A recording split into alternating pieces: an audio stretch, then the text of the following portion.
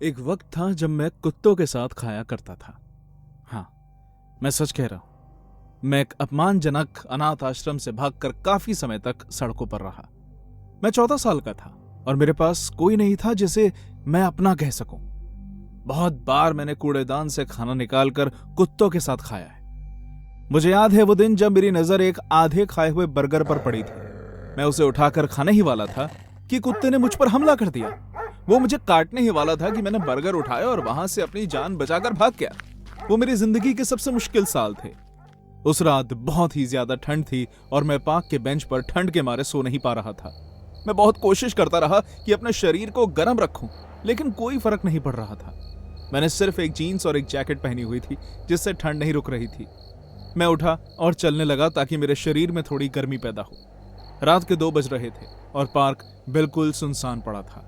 मैं उन डरावनी गलियों में सोने से पार्क में सोना ज्यादा बेहतर समझता था। मुश्किल रात है ना। मैं पीछे मुड़ा और मैंने एक पतले से आदमी को देखा। उसका कद ज्यादा लंबा नहीं था। मैं नहीं जानता था कि वो इतनी देर से मेरे पीछे पीछे चल रहा है। वो भी मेरी ही तरह बेघर लग रहा था। उसके कपड़े मेरे कपड़ों से भी ज्यादा गए गुजरे थे। वो कांप रहा था। मैंने आसपास देखा और कहा, चलो आओ थोड़ी आग लगा लेते हैं। वो आदमी मेरे साथ चलने लगा। हमने कुछ लकड़ियां और टहनियां इकट्ठी की और एक पेड़ के नीचे आकर रुक गए। मैंने अपने हाथों से एक गड्ढा खोदा और उस आदमी ने उसमें वो लकड़ियां डाल दी। जैसे ही आग बढ़ी, ऐसा लगने लगा जैसे शरीर में प्राण वापस आ गए हों। उस आदमी ने भी फिर अपने हाथों को सेकना शुरू कर दिया। तुम कितने वक्त से यूं ही सड़कों पर रह रहे हो? मुझे याद नहीं। उसके जवाब से मैं दुखी भी हुआ और मुझे चिंता भी होने लगी। मुझे अपनी जिंदगी में कुछ बदलाव लाने पड़ेंगे, नहीं तो मुझे भी इसकी तरह सारी उम्र सड़कों पर निकलनी पड़ेगी। अचानक उस आदमी ने मेरी आंखों में देखा और पूछा, क्या तुम्हें मेरे लिए बुरा लग रहा है? नहीं, मैं तो। ओ अच्छा, तो तुम्हें इस बात की चिंता है कि तुम्हारी जिंदगी भी कहीं मेरे जैसी ना हो जाए। खैर, मैं कभी कभी कमा भी लेता हूं। कभी कभी से तुम्हारा क्या मतलब है? मैं बेचता हूं और उससे कमाता हूं, फिर उसे तब तक खर्च करता हूं जब तक और कमाने की जरूरत ना हो।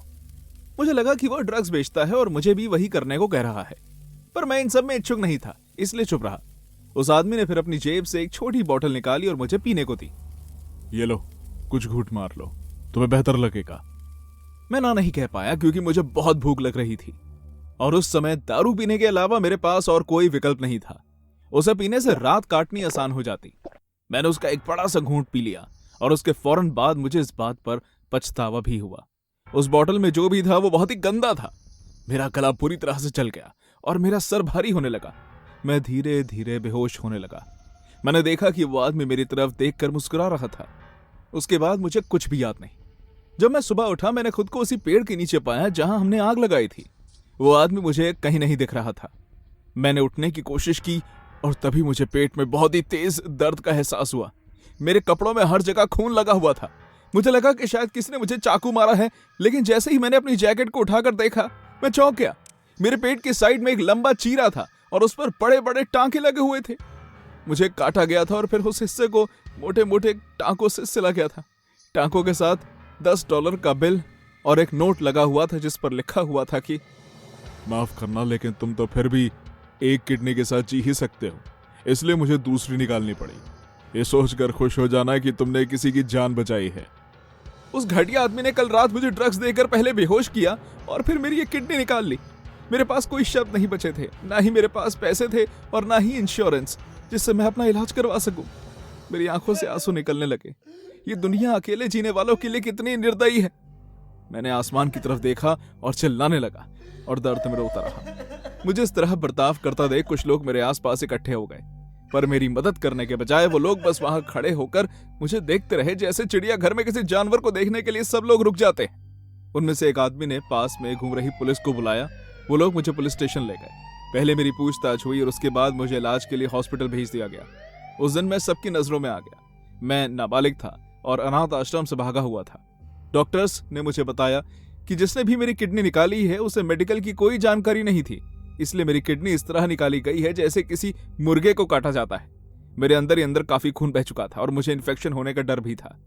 मैं बहुत ही बड़े सदमे में था, लेकिन जब तक मैं हॉस्पिटल में रहा तब तक कम से कम मेरे पास सोने के लिए बिस्तर और खाने के लिए खाना तो था। जब मैं हॉस्पिटल से डिस्चार्ज हुआ तो पुलिस ने तय किया कि वो मुझे वापस से उसी अनाथ आश्रम में छोड़ देंगे।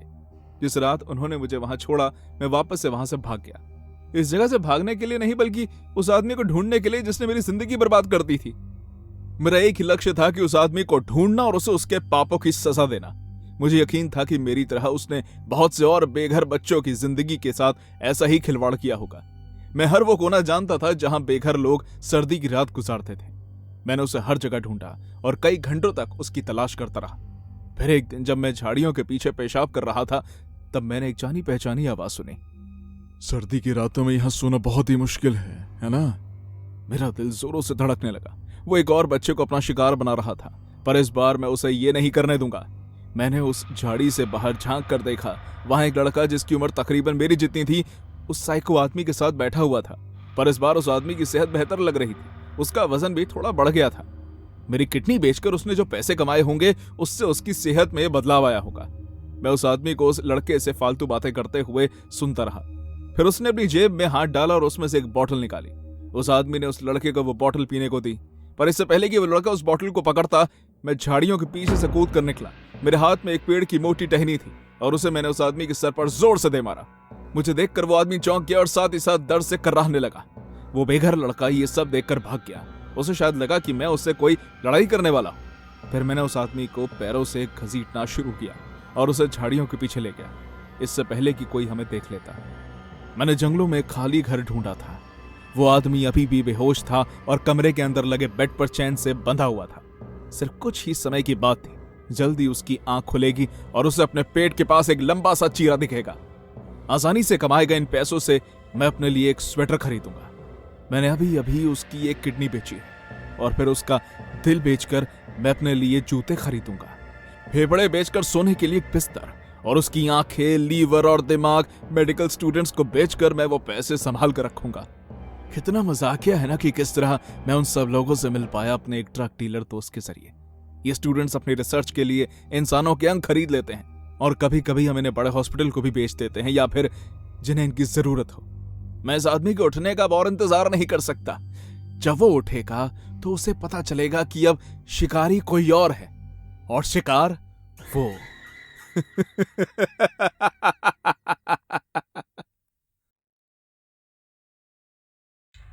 मेरी जिंदगी भी हर आम आदमी जैसी ही है।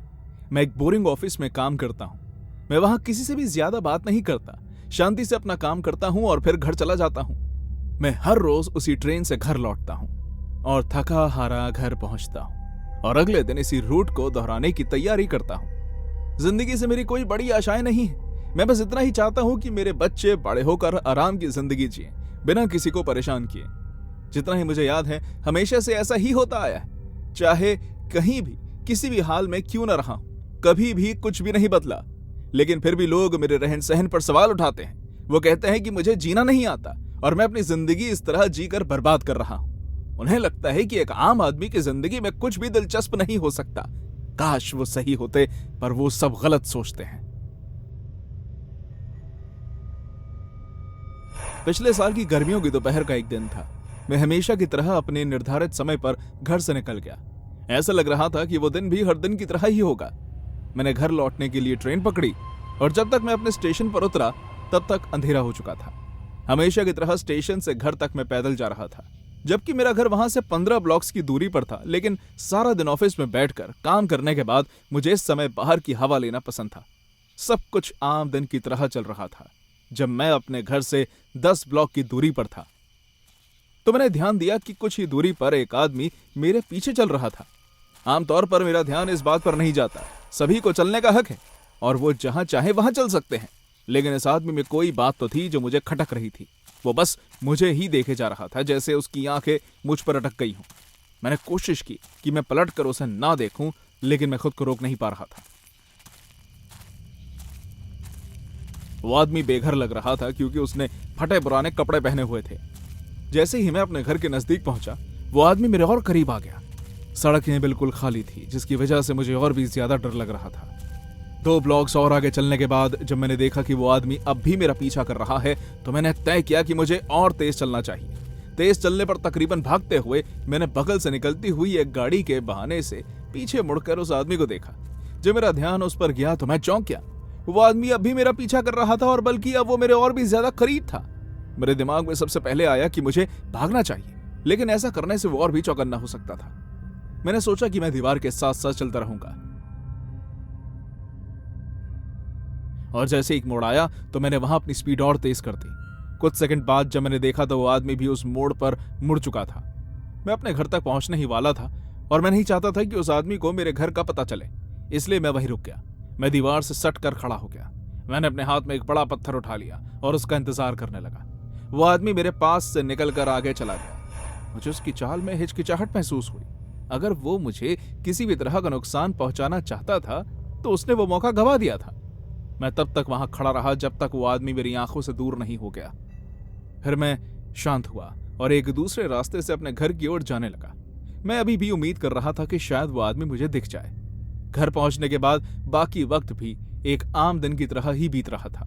मेरी बीवी काम से जल्दी घर आ गई थी, इसलिए उसने रात का खाना खुद बनाने का फैसला किया और मैं इस बात से खुश था क्योंकि उस रात मैं बहुत परेशान था।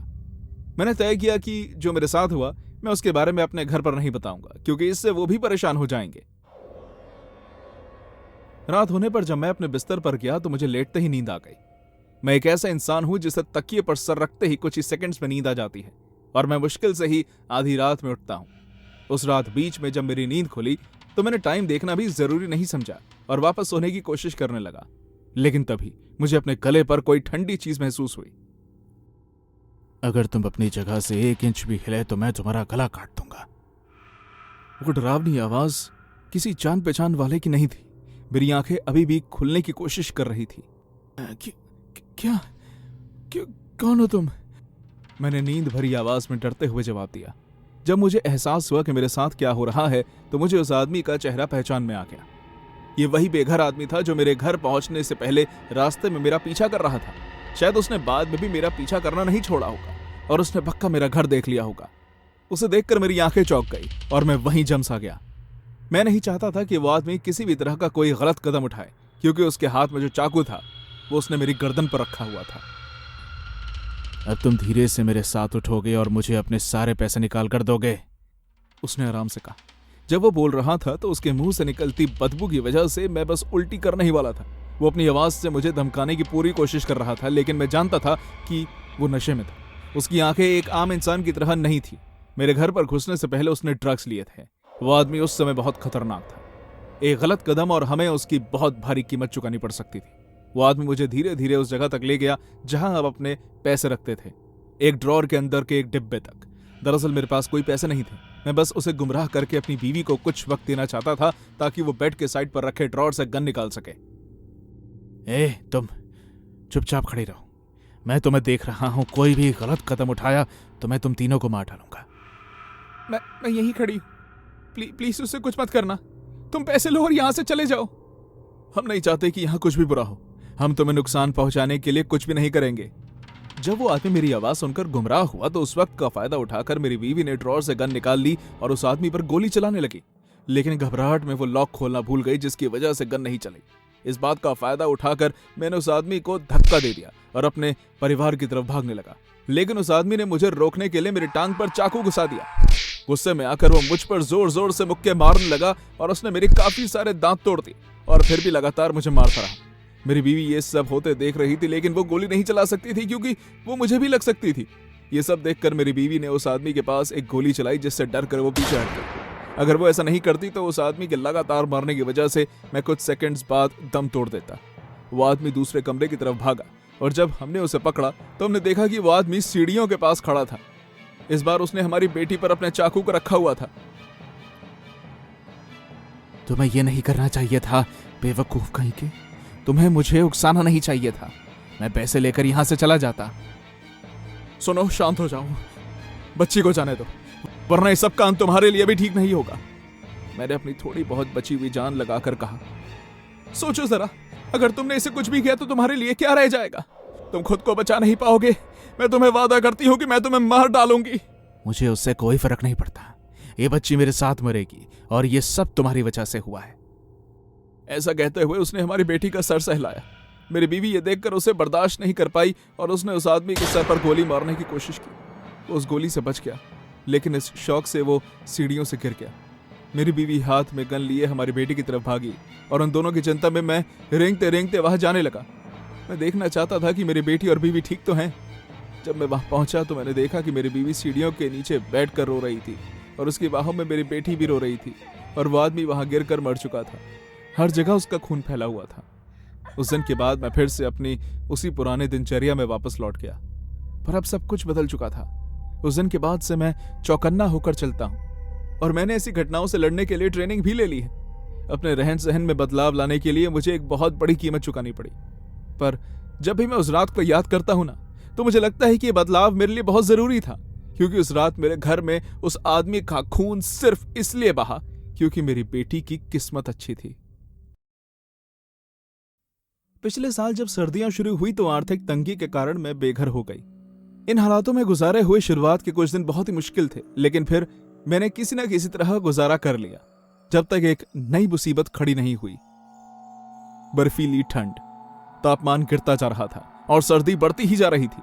मेरे पास ठंड से बचने के लिए सिर्फ एक पतला सा ही स्वेटर था। इस मुसीबत की घड़ी में मैं डीना से मिली। वो भी मेरी ही तरह बेघर थी। उसने मेरी हर मुमकिन मदद की, लेकिन फिर भी ठंड मुझे अंदर ही अंदर खाए जा रही थी। एक दोपहर को कुछ पुलिस वालों ने मुझे देख लिया। उन्होंने बताया कि यहाँ पास में एक आश्रय है जहाँ बेघर लोग रहते हैं। मुझे इस बारे में ज्यादा सोचना नहीं पड़ा। मैंने फैसला किया कि मैं वहां जाकर रहूंगी, क्योंकि कोई भी हालत इस तरह ठंड में बाहर रहने से बेहतर ही होगी। पर डीना को ऐसा नहीं लगता था और उसने मुझे वहां जाने से मना भी किया और कहा कि यहाँ रहना ज्यादा ठीक है। हम यहाँ ठंड में मर जाएंगे डीना। ठीक है, अगर तुम नहीं जाना चाहती तो, लेकिन मैं जाऊंगी। डीना के आगाह करने के बाद भी मैं अगले ही दिन उस आश्रय में चली गई। हैरानगी की बात तो यह है कि वो जगह बाहर से देखने में काफी अच्छी लग रही थी, जिसकी मैंने रत्ती भर भी उम्मीद नहीं रखी थी। वहां मुझे एक बहुत ही नेक आदमी मिला। उसका नाम एक्सेल था। वो उस जगह के इंचार्ज में से एक था। तुम्हारा नाम क्या लड़की? मेरा नाम जीना है। आपसे मिलकर अच्छा लगा। हाँ, बहुत अच्छा। इस जवाब के बाद उस आदमी ने मुझे ऊपर से नीचे तक देखा। उस वक्त पर एक्सेल का बर्ताव मुझे कुछ अजीब लगा, पर जब वो मुझे उस जगह से ले गया जहां मैं रुकने वाली थी, तब मैं उसका वो बर्ताव भी भूल गई। वो जगह बहुत ही साफ सुथरी थी और वो कमरा काफी बड़ा था। वह बहुत से बिस्तर लगे हुए थे, लेकिन उस कमरे में मेरे अलावा और कोई नहीं था। तुम खुशनसीब हो, तुम्हें ऐसा कमरा मिला है जहां फिलहाल के लिए तुम्हारे अलावा और कोई नहीं है और तुम इसका पूरा मजा ले सकती हो। मैं उसकी नेकता से इतनी प्रभावित हुई कि मैंने खुद को समझा लिया कि शायद मुझे उसे समझने में भूल हो गई थी। वो अच्छा आदमी था और बात भी बहुत अच्छे से करता था, लेकिन उसकी अच्छाई उसके अंदाज में भी दिखती थी। वो काफी साफ सुथरा दिखने वाला आदमी था। उसकी बड़ी सी आंखें और प्यारी सी छोटी मुस्कान से कोई भी बता सकता था कि वो एक अच्छा इंसान है, और उसकी आंखों के नीचे काले गड्ढे ये भी बताते थे कि वो कितना मेहनती है। आश्रय में बिताए गए अगले कुछ दिन बहुत अच्छे थे। पेट भरने के लिए खाना मिल जाता था, सोने और ठंड से बचने के लिए कमरा, और उन्होंने मेरा अच्छा ख्याल भी रखा। उसी के साथ एक्सेल मेरे पास वक्त वक्त पर आकर पूछ लेता कि अगर मुझे किसी और चीज की जरूरत है तो और मुझे बाकी बेघर लोगों से मिलने और बात करने का मौका भी मिला, जिससे मुझे लगा कि हाँ, कोई और भी है जो मेरी तरह इस मुसीबत भरे दिनों से लड़ रहा है। लेकिन मैंने जितना उनसे बात की, मुझे उतना ज्यादा पता चल गया कि यहाँ कुछ तो अजीब हो रहा था।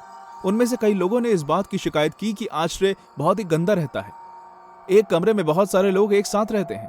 उनके आसपास चूहे और कीड़े मकोड़े घूमते रहते हैं और यहाँ के लोग उनके साथ अच्छा बर्ताव नहीं करते।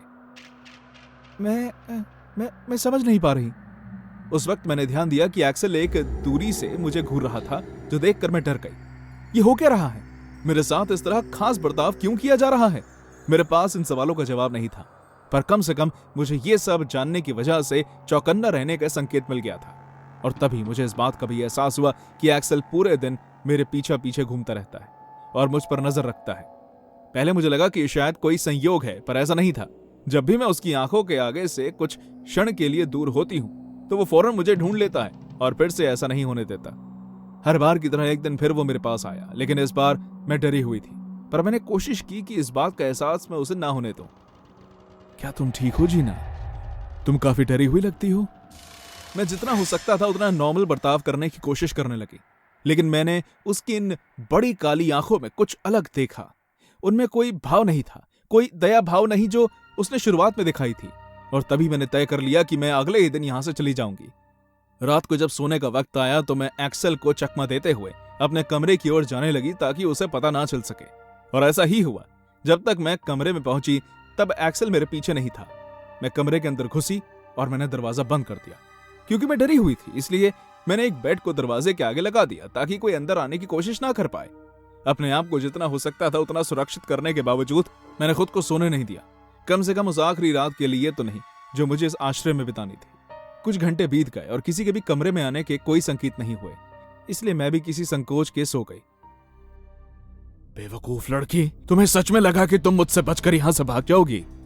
मुझे नींद से पूरी तरह उठाने और कुछ करने या कहने का भी मौका नहीं दिया गया, क्योंकि जैसे ही उसने अपने ये बात कही मेरे सर पर जोर से वार हुआ और मैं तभी बेहोश हो गई। मेरे हाथ बंधे हुए थे और मेरी आंखों और मुंह पर पट्टी बंधी हुई थी। जब मुझे होश आया तो मुझे बस इन 2 बातों का पता था। मुझे यकीन नहीं होता कि इस नासमझ लड़की ने भागने के बारे में सोचा भी कैसे। हाँ, एलिजा ये बात जानकर बहुत परेशान हुई। वो ये सब इतनी जल्दी नहीं करना चाहती थी। तुम तो जानते ही हो उसे हर चीज की पहले तैयारी करना पसंद है। तुम बिल्कुल सही कह रहे हो जोनाथन। इसलिए मैं आशा करता हूं कि ये लड़की उतनी अच्छी हो जितना तुमने कहा है। मैं उन दोनों आदमियों की बात सुनकर डर गई। मैं उन दोनों में से एक की आवाज पहचान गई थी, वो एक्सेल की थी। मुझे इतना एहसास भी हो गया था कि मैं किसी गाड़ी में थी, क्योंकि मैं हिल रही थी। मैं बिल्कुल नहीं जानती थी कि वो मुझे कहां ले जा रहे थे और क्यों, पर उससे भी बुरा यह था कि मैं कुछ नहीं कर सकती थी। कुछ देर बाद गाड़ी रुक गई। ए पागल लड़की, चलो उठो। एक आदमी ने मेरा हाथ पकड़ा और मुझे अपनी जगह से उठाया। बाहर बहुत ठंड थी। मैं अभी भी नहीं जानती थी कि मैं कहां हूं।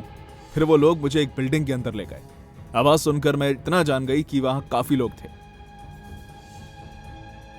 एक्सेल, जोनाथन, मैं आशा करती हूं कि तुमने हमें इस समय यहां इकट्ठा किया है तो तुम हमें निराश नहीं करोगे। बिल्कुल भी नहीं।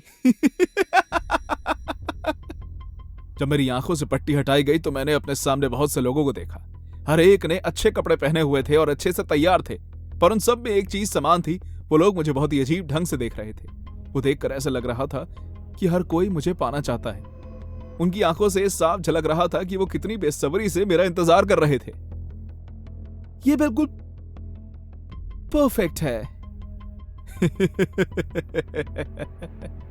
वो औरत जो मेरे सामने खड़ी थी उसने पक्का मेरे चेहरे पर डर देख लिया था, क्योंकि उसने मुझे चिंता भरी निगाहों से देखा और कहा, ओह डियर, तुम घबराओ मत, हम तुम्हारे साथ कुछ भी गलत नहीं करेंगे। जीना, आज तुम हमारा खाना बनोगी। हमारा खाना? मुझे यकीन है कि तुम काफी स्वादिष्ट होगी, बहुत स्वादिष्ट। मैं वहां चुपचाप खड़ी रही। ये सच नहीं हो सकता, पर ये सच था। पागल लोगों का ये गिरोह मुझे खाना चाहता था। चिंता मत करो, हम तुम्हें पूरा आनंद लेकर खाएंगे। एक्सेल, इसे कमरे में लेकर जाओ और इसके अच्छे से ख्याल रखना। इस बार मुझे किसी भी हाल में भागना ही था, इसलिए मैंने सोच लिया कि मैं ये कैसे कर सकती हूँ। मुझे भागने का रास्ता मिल चुका था। ये लोग अच्छे घर के लग रहे थे और इन्होंने मेरा बहुत ख्याल भी रखा था, इसलिए मुझे इतना तो यकीन था कि इन्हें अच्छा खाना चाहिए, बिना किसी खरोंच या गंदगी वाला। इसलिए इन्होंने आश्रय में मेरा सबसे ज्यादा ख्याल रखा। शायद मेरे बचने का एक ही रास्ता था, इतना अच्छा ना रहना। मैं तुम्हें चखने का अब और इंतजार नहीं कर सकता। तुम्हारी जैसी जवान, सुंदर और तंदुरुस्त लड़कियां स्वाद में बेमिसाल होती हैं। मैंने तुम्हें चुनकर बहुत बढ़िया काम किया है। अब वो वक्त आ ही गया है जीना।